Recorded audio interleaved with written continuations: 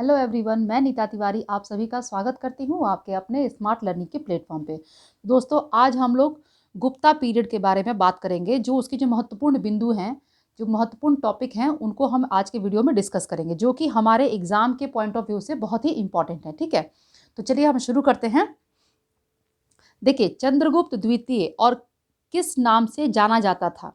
ठीक है, यहाँ पहले क्या है, चंद्रगुप्त द्वितीय जो था उसे और किस नाम से जाना जाता था, तो विक्रमादित्य। ठीक है, किस नाम से जाना जाता था, विक्रमादित्य। ठीक है, चलिए नेक्स्ट देखिए, गुप्त वंश की स्थापना किसने की थी, या गुप्त साम्राज्य की स्थापना किसने की थी। आंसर देखिए, श्री गुप्त ने। ठीक है, नेक्स्ट देखिए, किस वंश को भारत की संस्कृति में स्वर्ण युग कहा जाता है। ठीक है, तो गुप्ता काल को। एक्चुअली यहाँ वंश नहीं होगा, यहाँ काल होगा। ठीक है ना, किस काल को भारत की संस्कृति में स्वर्ण युग कहा जाता है, या किस युग को। ठीक है, तो वो है जो गुप्ता पीरियड था, गुप्ता काल जो था, उसे भारत की संस्कृति में स्वर्ण युग कहा जाता है। क्लियर, चलिए आगे बढ़िए। गुप्त संवत की स्थापना किसने की थी, तो चंद्रगुप्त प्रथम ने। ठीक है, याद रखिएगा कि गुप्त संवत की स्थापना किसने की थी, चंद्रगुप्त प्रथम ने। गुप्त काल में चांदी के सिक्के को क्या कहते थे, तो गुप्त काल में चांदी के सिक्के को रुपयक कहते थे या रूपक कहते थे। ठीक है, रुपयक या रूपक, चांदी के सिक्के को। चलिए नेक्स्ट देखिए, हरिशेन किसका राजकवि था, तो हरिशेन जो था वो समुद्रगुप्त का राजकवि था। ठीक है, चंद्रगुप्त प्रथम, जिसे गुप्त संवत का प्रवर्तक माना जाता है, गुप्त संवत उसने कब चलाया था। ठीक है, तो ये हमें अभी यहाँ पर हम डेट देखेंगे कि गुप्त संवत जो था चंद्रगुप्त प्रथम के द्वारा चलाया गया था। देखिए यहाँ पर हमें दो बातें पता चल रही हैं कि गुप्त संवत किसने चलाया था, चंद्रगुप्त प्रथम ने चलाया था, और कब चलाया था, तो 319 से 320 ईस्वी तक। ठीक है, चलिए फटाफट आगे बढ़ते हैं, देखते हैं जो महत्वपूर्ण टॉपिक्स है ना, महत्वपूर्ण जो बिंदु है, बस उन्हीं को आज हम डिस्कस करेंगे। अगर आपने इन सभी को अच्छे से याद कर लिया तो आप किसी भी जो गुप्ता पीरियड के बारे में कोई भी जो जानकारी होगी, कोई भी आंसर होगा, उसको आप दे सकते हैं। ठीक है, चलिए देखते हैं, लिच्छवी दोहित्र किसे कहते थे, तो लिच्छवी दोहित्र समुद्रगुप्त को कहते थे। भारत का नेपोलियन किसे कहा जाता था, तो भारत का नेपोलियन समुद्रगुप्त को कहा जाता है। ठीक है, समुद्रगुप्त के बाद राजगद्दी पर कौन बैठा, तो समुद्रगुप्त के बाद उसका बेटा चंद्रगुप्त द्वितीय यानी कि चंद्रगुप्त सेकंड जो था वो राजगद्दी पर बैठा। ठीक है, नेक्स्ट देखिए, चीनी यात्री फायान किसके समय में भारत आया था, तो दोस्तों याद रखिएगा कि चीनी यात्री जो फायान था वो चंद्रगुप्त सेकंड के समय में भारत आया था। ठीक है, चलिए, प्राचीन भारत के विख्यात चिकित्सक धन्वंतरी ने अपना परामर्श किसके दरबार में दिया था, तो याद रखिएगा चंद्रगुप्त सेकंड। ठीक है, चंद्रगुप्त सेकंड को दूसरे और किस नाम से भी जाना जाता है, तो याद रखिएगा क्या है, देवराज। ठीक है, चंद्रगुप्त सेकंड जो है उसे और किस नाम से जाना जाता है, देवराज।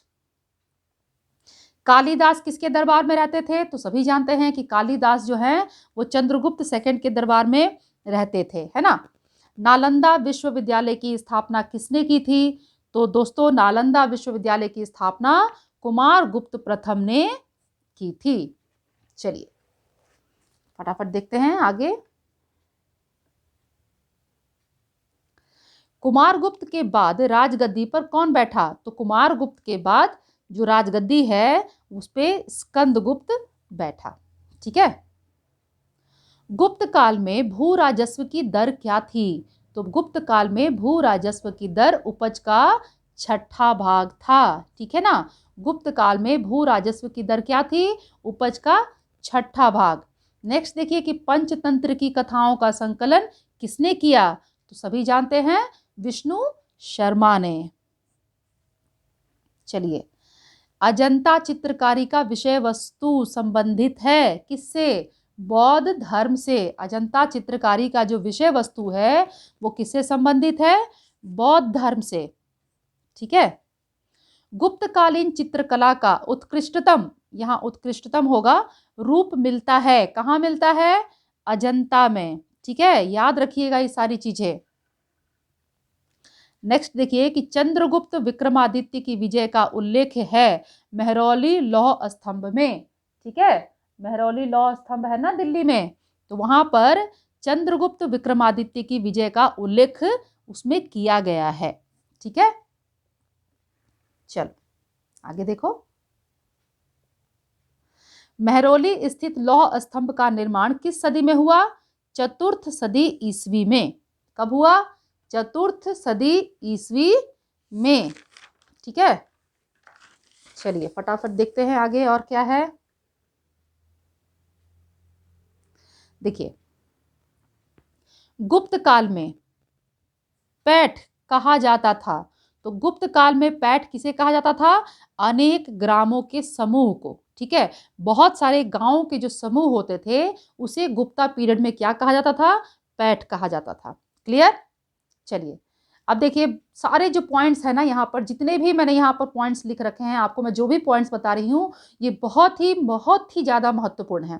ठीक है, तो आप इसे, मैं आप सभी से रिक्वेस्ट करूंगी कि जब आप वीडियो देखें तो बहुत ही ध्यान से आप इसे सुनिए। इनफैक्ट अगर आप चाहें तो आप इसे नोट डाउन भी कर सकते हैं। ठीक है, चलिए देखिए, बाल विवाह की प्रथा का प्रारंभ हुआ। बाल विवाह की प्रथा का प्रारंभ कब हुआ? गुप्ता पीरियड में। ठीक है, गुप्ता युग में, गुप्ता पीरियड में बाल विवाह की जो प्रथा है उसका प्रारंभ हुआ। सती प्रथा का पहला उल्लेख कहाँ मिलता है? बहुत ही इंपॉर्टेंट है। तो सती प्रथा का दोस्तों जो पहला उल्लेख है वो हमें मिलता है एरन अभिलेख में। ठीक है, कहाँ मिलता है? एरन अभिलेख में। चलो नेक्स्ट देखो, अजंता की गुफाओं में किस गुफाओं का निर्माण गुप्त काल में हुआ? ठीक है, अब अजंता की जो गुफाएं हैं उनमें कौन कौन सी गुफाएं हैं जिनका निर्माण जो है वो गुप्ता काल में हुआ? तो वो हैं 16, 17 और 19, 16, 17 एंड 19। तो याद रखिएगा कि 16, 17 और जो 19 है, ये जो अजंता की जो गुफाएं हैं इनका निर्माण जब कब हुआ था? गुप्ता पीरियड में। ठीक है, मालविका अग्निमित्रम के रचनाकार कौन थे? तो कालिदास। इलाहाबाद स्तंभ शिलालेख या प्रयाग, जो प्रयाग प्रशस्ति है जहां लिखी गई है, ठीक है ना, जिसे हम सभी जो है प्रयाग प्रशस्ति के नाम से जानते हैं, तो इलाहाबाद स्तंभ शिलालेख किसने बनवाया था? हरिसेन ने। चलो, अमर कोश के लेखक अमर सिंह किसके दरबार से जुड़े थे? किसके दरबार से जुड़े थे अमर सिंह? चंद्रगुप्त सेकंड के दरबार से। तो देखिए यहाँ आपको दो चीजें पता चल रही हैं। एक चीज कि अमर कोश के लेखक कौन हैं? तो अमर सिंह हैं। और ये किसके दरबार से जुड़े थे? तो चंद्रगुप्त सेकंड के दरबार से जुड़े थे।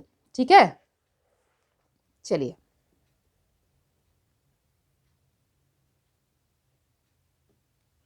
नेक्स्ट देखिए, प्रयाग प्रशस्ति किसके सैन्य अभियान के बारे में जानकारी देती है? प्रयाग प्रशस्ति किसके सैन्य अभियान के बारे में जानकारी देती है? समुद्रगुप्त के। ठीक है, कौन सा राजवंश हुणों के आक्रमण से अत्यंत विचलित हुआ? कौन सा राजवंश है वो? गुप्त वंश। ठीक है, किस गुप्तकालीन शासक को कविराज कहा गया है? तो याद रखिएगा ये जो है क्वेश्चंस, जो देखिए अभी आप सभी को पता है कि जो केवीएस है, ठीक है ना, केवीएस की वैकेंसी मार्च तक आने की बहुत ज़्यादा उम्मीद है। तो जैसे ही वैकेंसी के कुछ भी जो नोटिफिकेशन आएगा तो मैं आप लोग को अपडेट कर दूंगी। लेकिन ये ऐसा उम्मीद है, ऐसी आशा की जा रही है कि मार्च तक जो है केवीएस की वैकेंसी, हमें कुछ ना कुछ जानकारी उसके बारे में ज़रूर मिलेगी, पता चलेगा। ठीक है, तो केवीएस में जो है, कभी अगर आपने प्रीवियस ईयर के क्वेश्चंस देखे होंगे तो उनमें इस टाइप के क्वेश्चंस हैं। ठीक है, कि ये जो कविराज किसे कहा गया है, उसमें 3-4 ऑप्शन है जिसमें कि एक ऑप्शन समुद्रगुप्त भी है। ठीक है, तो बहुत सारे उसमें जो कंफ्यूज करने वाले क्वेश्चन होते हैं, ठीक है ना, केवी के जो क्वेश्चंस होते हैं वो बहुत ही अच्छे लेवल के बनाए जाते हैं। तो आपकी तैयारी भी जो है वो भी बहुत ही बेस्ट लेवल की होनी चाहिए। ठीक है, तो किस गुप्तकालीन शासक को कविराज कहा गया है? समुद्रगुप्त को। चलिए नेक्स्ट देखिए, चंद्रगुप्त सेकंड के काल में विद्या, कला तथा साहित्य का महान केंद्र था उज्जैन। हुणों का महत्वपूर्ण शासक कौन था? तोरमान। ठीक है, उसके बाद नेक्स्ट देखिए, जूनागढ़ अभिलेख में हुणों को क्या कहा गया है? जूनागढ़ अभिलेख में हुणों को मल्लेच कहा गया है। क्या कहा गया है? मल्लेच कहा गया है। ठीक है, चलिए नेक्स्ट देखते हैं और क्या है।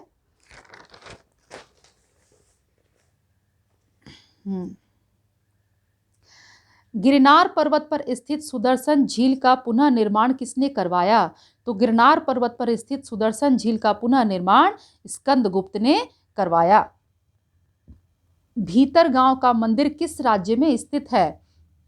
भीतर गांव का जो मंदिर है वो उत्तर प्रदेश में स्थित है। तो ये जो कुछ महत्वपूर्ण बिंदु थे, महत्वपूर्ण टॉपिक्स थे जिनके ऊपर हमने अभी डिस्कस किया, उन्हें देखा। ठीक है, गुप्ता साम्राज्य के बारे में, जो गुप्ता पीरियड है उसके बारे में। तो आई होप कि आपको मेरा ये वीडियो पसंद आएगा। आपको मेरा वीडियो पसंद आ जाए तो आप वीडियो को लाइक कर दीजिए। मेरे चैनल को अगर अभी तक आपने सब्सक्राइब नहीं किया है तो प्लीज़ मेरे चैनल को सब्सक्राइब कर लीजिए। बेल आइकन को प्रेस करना बिल्कुल भी मत भूलिएगा, क्योंकि आने वाले वीडियोस के नोटिफिकेशन आपको तभी मिलेंगे जब आप बेल आइकन को प्रेस करेंगे। मैं आपके लिए ऐसे ही बहुत सारी ढेर सारी वीडियोस लेकर आती रहूँगी। तब तक आप लोग पढ़ते रहिए, अपना ख्याल रखिए, खुश रहिए, मुस्कुराते रहिए। Bye bye.